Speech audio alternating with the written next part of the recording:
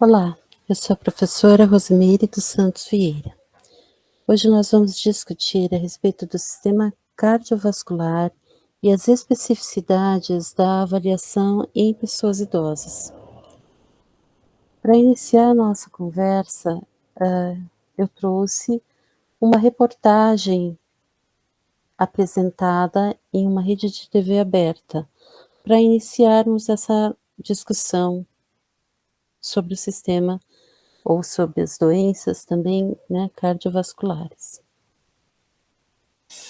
Amanhã, 29 de setembro, é o Dia Mundial do Coração, data de conscientização para os perigos das doenças cardiovasculares, as que mais matam no mundo. E uma das causas é o alto índice de colesterol, a gordura no sangue. E no Brasil, a doença atinge 800 mil pessoas. E é ainda mais preocupante quando causada por um fator genético, que é aquele que passa de pai para filho. Por isso, a importância da prevenção é o que mostra a reportagem de Samara Bastos. Você sabia que a cada hora 45 pessoas morrem vítimas de algum problema cardiovascular? As doenças do coração causam 30% das mortes no Brasil. Matam mais do que o câncer e os acidentes de trânsito. O coração é responsável por bombear o sangue para todo o corpo. É um órgão resistente, vai aguentando as adversidades, como estresse, má alimentação, falta de exercícios. Mas quando sobrecarregado, ele praticamente para sem dar sinais. Porque o entupimento das coronárias, ele é progressivo, ele é lento. E isto demora muitos anos, 10, 20, 30 anos, até acontecer um evento. É aquele móvel com aquele cupim no pé que você não valoriza e amanhã você chega em casa, tá a sua casa toda atrapalhada porque o pé quebrou por causa do cupim. É a mesma coisa que acontece com a doença coronariana. São inúmeros problemas que podem atingir o coração. Os mais comuns são as arritmias e o infarto, que só no ano passado matou cerca de 80 mil brasileiros. O infarto matou 15% em média das pessoas que tiveram infarto. 85% sobreviveram. Consequentemente, a quantidade de infartados do Brasil o ano passado foi cerca de 400, 500 mil pessoas que estão andando por aí. Pode-se dizer que André é um sobrevivente. Olhando assim, não dá nem para imaginar que ele já teve 2 infartos. Eu sinto que eu sou uma bomba relógio. E o primeiro foi aos 28 anos. Eu estava na casa da minha mãe, estava aqui mesmo. Levantei de manhã, tomei um banho e saí. Na época eu não morava com a minha mãe. Levantei, saí e fui para minha casa. Na metade do caminho comecei a sentir dores muito fortes no peito. Comecei a suar muito frio. E cheguei na minha casa e as dores aumentando. Coloquei a mão no bolso, estava sem celular.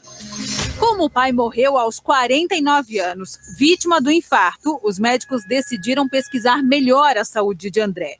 Foi aí que descobriram que não só ele, mas as 2 irmãs e as sobrinhas têm hipercolesterolemia genética. O indivíduo nasce com menos ou 100 receptores para o colesterol. O que significa isso? Muito simples. Quando você come, o teu colesterol precisa ser metabolizado no fígado e precisa desses receptores. Existe uma doença chamada hipercolesterolemia familiar heterozigótica que você tem menos receptores. E a homozigótica você não tem receptor. Então você não consegue tirar o colesterol do sangue. A pessoa com essa doença tem 20 vezes mais chances de um infarto. No caso do André, a carga genética veio do pai, que tinha colesterol elevado, mas nunca se preocupou. No caso do meu pai, era estresse, era o uso, querendo ou não, na época de bebida. Então não tinha o que falar que era uma doença rara na época. Era simplesmente essa desculpa. O primeiro passo para diagnosticar é fazer o exame de sangue para saber o nível de colesterol. Quem tem o LDL, colesterol considerado ruim, acima de 200, deve passar por um exame genético. Pelo sangue, os médicos identificam o defeito na carga do DNA. Mesmo com o diagnóstico em mãos, depois de 10 anos de tratamento, André decidiu parar por conta própria com a medicação que ajuda a controlar os níveis do colesterol no sangue. O resultado? Um segundo infarto. Aí eu tive um pico de estresse muito grande na empresa, numa reunião, eu acabei passando mal e fui pro médico. Quando eu cheguei lá, aí a minha médica me perguntou quais eram os sintomas, eu falei, ela falou, não acredito, você tá infartando pela segunda vez. Pessoas com hipercolesterolemia genética precisam de tratamento para o resto da vida. Todo dia você tem que ter aquela rotina. Fazer o exercício, uma boa alimentação, os remédios. Sem isso, você não consegue viver, igual a médica fala. Se você não fazer tudo certinho, o seu prazo vai ser menor. Esse é o meu companheiro, a gente não fica sem. A gente nem pode ficar sem. É como se fosse o celular. A gente levantou, ele tem que estar do lado. Curioso?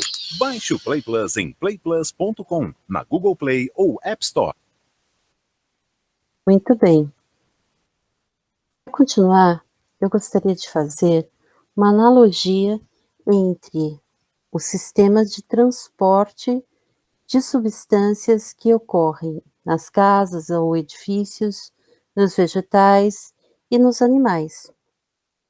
Nas casas, a circulação da água ocorre através dos canos e de uma bomba hidráulica.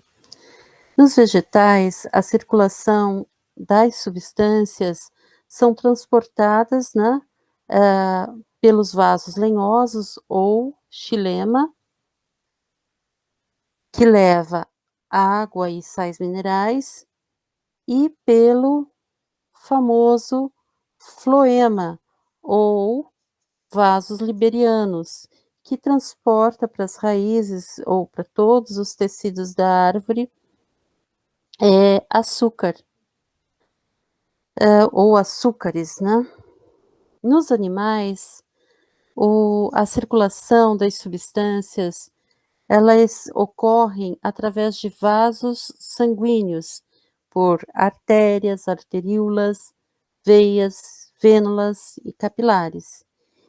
E é impulsionado por uma bomba muscular, que é o coração.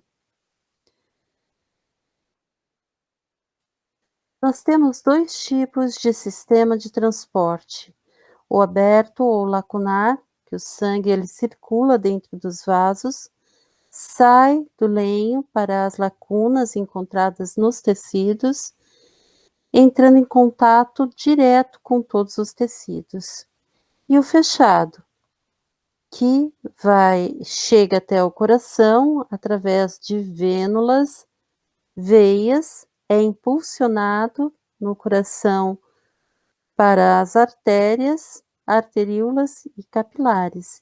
E isso forma um sistema circulatório. O sistema circulatório nos vertebrados, ele ocorre de formas diferentes. Nos peixes, por exemplo, existe uma circulação simples e completa, com duas cavidades, um átrio e um ventrículo. Nos anfíbios e répteis, a circulação ela é dupla e incompleta, ou seja, tem dois átrios e apenas um ventrículo. Nas aves e nos mamíferos, a circulação ela é dupla e completa, ou seja, dois átrios e dois ventrículos. O sistema circulatório ou sistema cardiovascular, ele é um conjunto de órgãos constituídos por coração, por sistemas de vasos, e é um sistema fechado responsável pela condução, distribuição, remoção de diversas substâncias essenciais aí à comunicação entre os vários sistemas orgânicos. Então, ele tem inúmeras funções. Temos que lembrar que o coração, ele é, na verdade, formado por duas bombas distintas, que são elas o átrio e ventrículo direito e átrio e ventrículo esquerdo. Então, aqui nós temos a estrutura externa do coração. Então, na estrutura externa, o que nós podemos ver? Nós podemos ver aqui a veia cava, né? Então, a gente sabe que tudo que está em azul nessa imagem, ela é, na verdade, um sangue com baixo teor, digamos assim, de oxigênio, com baixa concentração de oxigênio, enquanto que os vasos representados por vermelho escuro, eles são vasos com um elevado percentual de oxigênio. Então, nós vemos aqui a veia cava superior, a aurícula do átrio direito, o átrio direito, a artéria coronária direita, o ramo do cone arterial, a artéria e veia ventricular direita, então artéria e a veia ventricular direita, a artéria marginal direita e o ventrículo direito. Do outro lado, nós vemos a aorta e o ramo, o tronco da aorta, a artéria pulmonar esquerda, então do outro lado estaria aqui a artéria pulmonar direita, esta membrana que chama-se pericárdio, o tronco pulmonar, a aurícula do átrio esquerdo, a artéria coronária esquerda e a artéria marginal esquerda, e o ramo circunflexo. Vemos aqui a artéria interventricular anterior e a veia cardíaca magna. E aqui nós temos o ventrículo esquerdo e o ápice. O sistema circulatório, ele está localizado, ou, na verdade, o coração, ele vai estar localizado entre os pulmões no mediastino, na porção central da cavidade torácica. A composição do coração é de tecido muscular cardíaco, estriado, né, cardíaco, formado por 3 túnicas de fora para dentro, pericárdio, miocárdio e o endocárdio. Possui 4 cavidades, 2 átrios e 2 ventrículos, possuem válvulas que permitem a passagem de sangue, átrio ventricular direita, chamada de tricúspide, e átrio ventricular esquerda, ou válvula mitral.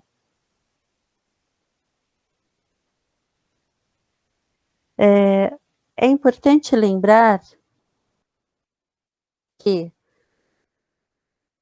o sangue, ao atingir o átrio direito, trazido aí pelas grandes veias, a veia cava superior e veia cava inferior, ele é forçado pela contração atrial a passar pela válvula ou válvula tricúspide, esta válvula, enchendo o ventrículo direito. O ventrículo direito, ele bombeia o sangue através da válvula pulmonar. Então, uma outra é válvula, ou válvula.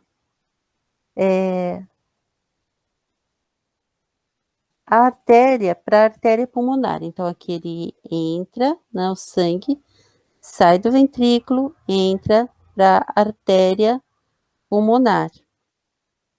E é subdividido em artéria pulmonar direita e artéria pulmonar esquerda.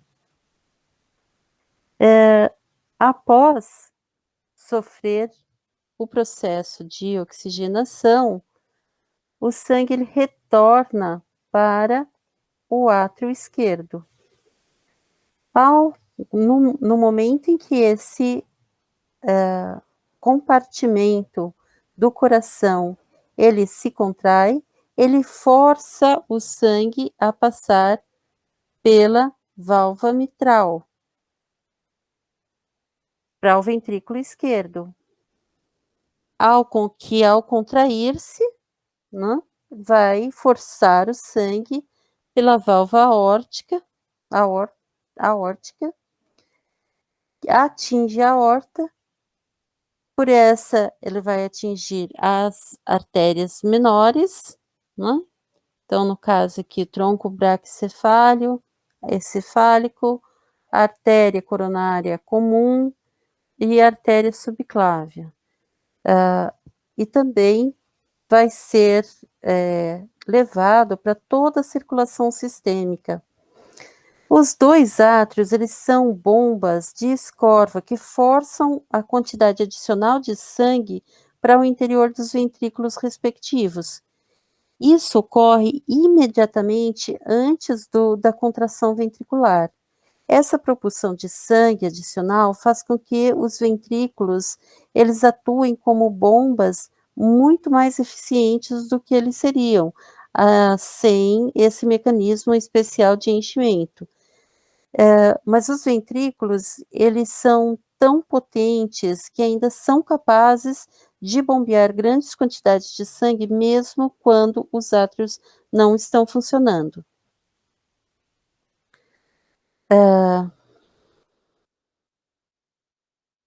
A trajetória do sangue, então, é do coração para os pulmões e dos pulmões para o coração. Então, o coração, ele vai receber um sangue, né, pobre em oxigênio e rico em gás carbônico. A partir desse momento em que ele recebe esse volume de sangue não oxigenado ou pobre em oxigênio, na verdade, ele chega ao átrio direito por meio da veia cava, inferior e superior, como nós vimos, vai para o ventrículo direito por meio da válvula tricúspide, depois para os pulmões, através das artérias pulmonares, realiza a hematose, é novamente impulsionado para o coração através das veias pulmonares e novamente para o corpo, os tecidos como um todo. Então, na grande circulação, então, o que nós chamamos de pequena circulação, né? É o que vai circular entre o coração e o pulmão. Na grande circulação, o sangue oxigenado, ele vai sair, né, para o ventrículo, ele chega ao átrio esquerdo, rico em oxigênio, porque ele vem do pulmão, depois ele vai para o ventrículo esquerdo, para a artéria aorta e para todas as partes do corpo.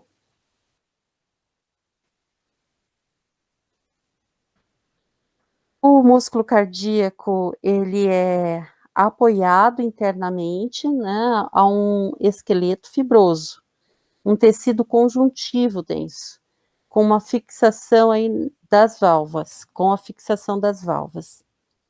Ele possui 3 camadas, que é o epicárdio, ou pericárdio visceral, o miocárdio e endocárdio. As fibras musculares cardíacas, elas possuem a mesma estriação transversa que é característica do músculo esquelético. Isso resulta do fato de que o músculo cardíaco possui o mesmo tipo de mecanismo contráctil por filamentos deslizantes de cima e também de miosina, de actina e de miosina, que ocorre aí no músculo esquelético. O que é diferente? O diferente é que, ao contrário do músculo esquelético, as fibras musculares cardíacas, elas são interconectadas entre si, formando uma treliça, que é chamada de sincício. Essa disposição, ela é semelhante à que existe no músculo liso visceral, onde as suas fibras, elas também são fundidas, formando uma massa interconectada de fibras, que também é chamado de sincício. No coração, existem dois sincícios musculares distintos. Um deles corresponde ao músculo cardíaco, que forma as paredes dos dois átrios, enquanto que o outro é o músculo cardíaco que forma as paredes dos dois ventrículos. Essas duas massas musculares, elas são separadas por um tecido fibroso, situado entre os átrios e o ventrículo. A importância das duas massas musculares sinciciais distintas é que quando qualquer dessas massas é estimulada, o potencial de ação ele se propaga por todo o sincício e, portanto, faz com que toda a massa muscular se contraia. Dessa forma, quando a massa muscular atrial é estimulada em qualquer ponto, o potencial de ação ele é propagado tanto para o átrio direito quanto para o átrio esquerdo, o que faz com que todo o complexo das paredes atriais contraia a um só tempo. Isso vai resultar a compressão do sangue para passar pelas válvulas mitral e tricúspide.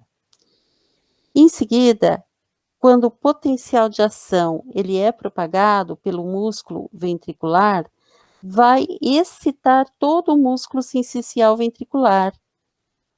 Todas as paredes ventriculares, elas contraem a um só tempo, e o sangue contido no interior dessas câmaras, ele é bombeado de modo adequado para as válvulas aórtica e pulmonar, e para as artérias. A ritmicidade automática do músculo cardíaco, é resultado, digamos assim, das fibras musculares cardíacas que são capazes de contrair ritmicamente. Isso, na verdade, é muito especial para um grupo de pequenas fibras cardíacas situadas aí na parede do átrio direito, que formam o nó sinoatrial ou simplesmente o nó sinusal. O nó sinusal ou sinoatrial, nós vamos detalhar mais adiante.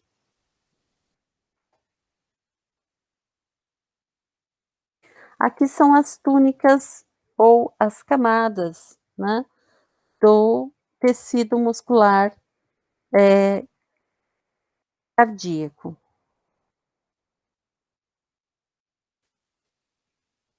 Então, no endotélio, nós temos uma pavimentação simples, né, mais o tecido conjuntivo frouxo, né, que vai resultar aí no subendotélio. O subendotélio é um tecido também conjuntivo frouxo, tem uma série de vasos e nervos e fibras de Purkinje. Essas fibras de Purkinje, elas têm uma implicação muito especial na estimulação elétrica cardíaca.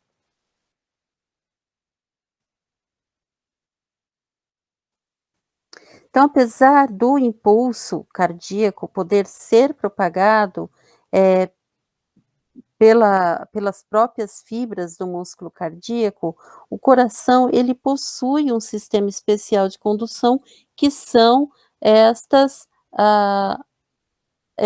fibras, chamadas fibras ou sistema de Purkinje, que transmite os impulsos com a velocidade de cerca de 5 vezes maior do que o músculo cardíaco normal, aproximadamente aí 2 metros por segundo para apenas 0,4 metros por segundo do músculo cardíaco.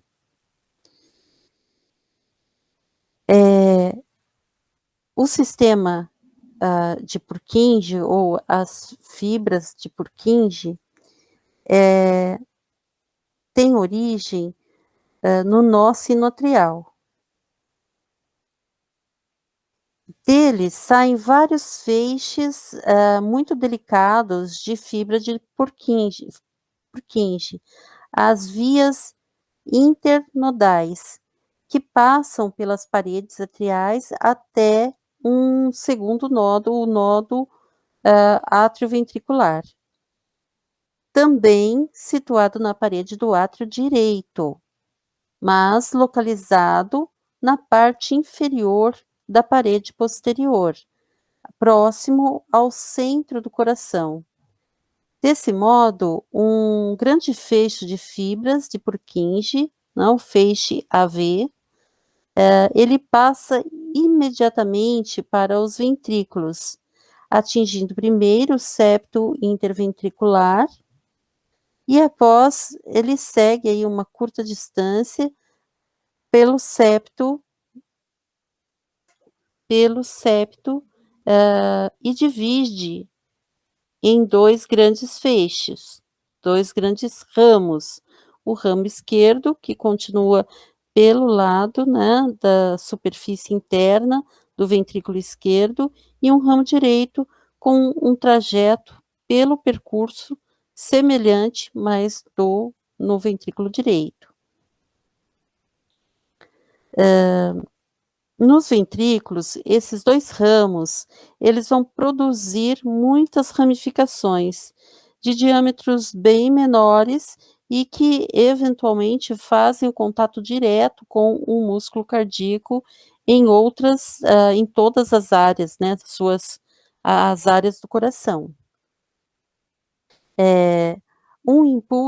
Esse é um impulso que ele é prolongado pelas fibras de Purkinje e é conduzido com muita rapidez e diretamente para o músculo cardíaco. Aqui nós temos as fibras, no miocárdio.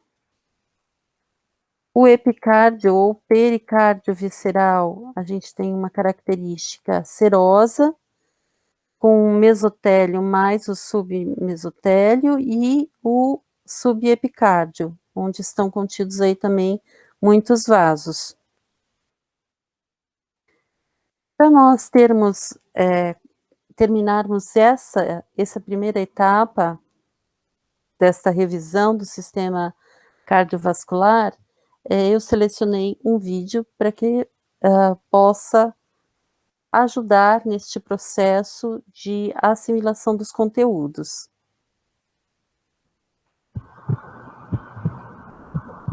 O sistema cardiovascular garante transporte de sangue rico em oxigênio e nutrientes para todo o corpo humano, para alimentar os órgãos e se livrar do lixo que fica. Consiste de 3 tipos principais de vasos sanguíneos que formam um sistema fechado: as artérias, as veias e os capilares. Esses 3 tipos de vasos sanguíneos compõem um conjunto de 100 mil quilômetros através de todo o corpo. Com uma artéria que transporta o sangue no sentido do coração para as veias dos órgãos, e as veias dos órgãos, ao contrário, transportam em direção ao coração. A artéria é, portanto, um vaso que sai do coração. A veia é um vaso chegando ao coração.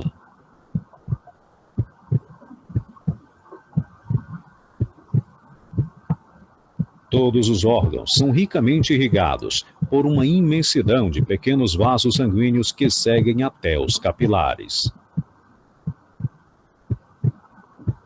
Os capilares são interligados em todos os órgãos, então é no nível desses vasos que as trocas são feitas. Trocam os nutrientes além de dióxido de carbono e oxigênio. O organismo se livra de dióxido de carbono e outros resíduos.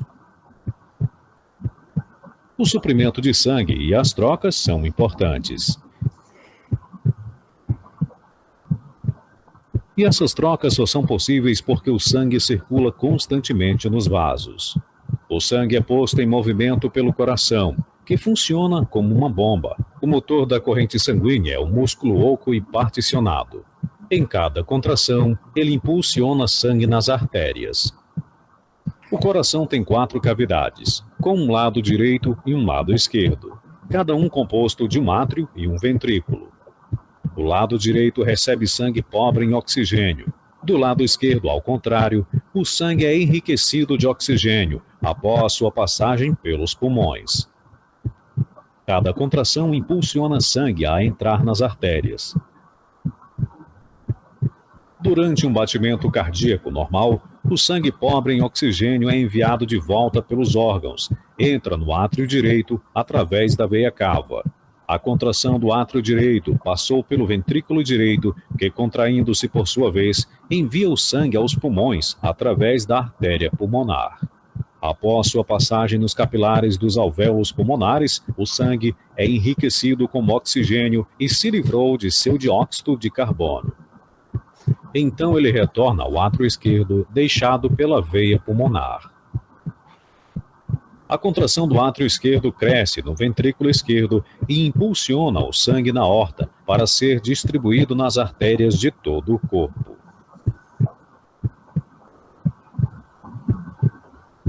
Este é o ciclo de vida para o corpo do ser humano, que se repete infinitamente. Inscreva-se em nosso canal. Muito bem. Então essa é a nossa primeira parte do nosso Clique em curtir e ative. Trabalho de revisão do sistema cardiovascular